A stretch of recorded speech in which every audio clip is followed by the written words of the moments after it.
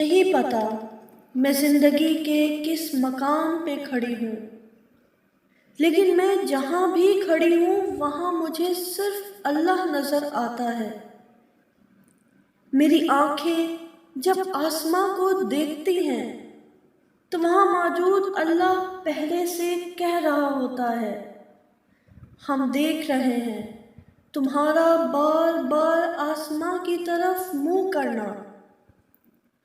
جب ہواؤں کو چلتا دیکھتی ہوں تو سوچتی ہوں، جب یہ ہوا اس کی رضا کے بغیر نہیں چل سکتی تو میرے دل میں دعا کا خیال آتا ہے، کیسے اس کی رضا کے بغیر ممکن ہے۔ جب پرندوں کو اڑتا دیکھتی ہوں تو سوچتی ہوں، وہ اللہ جو ان کو اڑانا سکھاتا ہے، وہ اللہ جو ان کو خلا میں بھی تھامے ہوئے ہے، وہ اللہ جو انہیں گرنے نہیں دیتا، وہ اللہ جو ان کو رزق دے رہا ہے۔ پھر یہ کیسے ممکن ہے؟ پھر یہ کیسے ممکن ہے میرا اللہ مجھے گرنے دے گا؟ یہ کیسے ممکن ہے وہ مجھے تھامے گا نہیں؟ یہ ممکن ہی نہیں۔ جس اللہ نے دل بنایا وہ دل کے حال سے واقف نہ ہو۔ یہ ممکن ہی نہیں۔ جس اللہ نے آنکھیں بنائیں وہ ان میں آنے والے آنسوؤں سے واقف نہ ہو۔ یہ ممکن ہی نہیں۔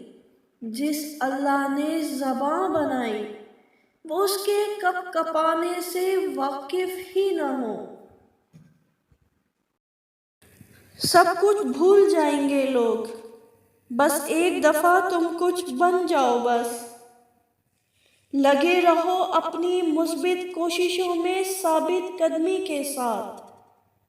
مت شرمندہ ہونا اپنے عام سے لباس، سواری، کھانا اور رہائش سے۔ مت موازنہ کرنا اپنے سے بڑے ہوں کے ساتھ۔ تمہارا چہرہ، لباس، کردار سب بہت منفرد اور قیمتی ہیں۔ بس اللہ کے بن جاؤ، اللہ کے رنگ میں رنگ جاؤ۔ بس اس کے احکام کی حکم عدولی مت کرنا، ورنہ گمراہ ہو جاؤ گے۔ اپنے وقت کا بہترین استعمال کرو، خود کو سنوارو۔ ایک دن آئے گا جب حقیقی کچھ بن جاؤ گے، تب تم بہت چاہے جاؤ گے۔ لوگ تمہاری محنت و لگن کی مثالیں دیں گے، رشک کریں گے۔ تمہارا عام سا ماضی، تمہارا سادہ رہن سہن سب امر ہو جائے گا۔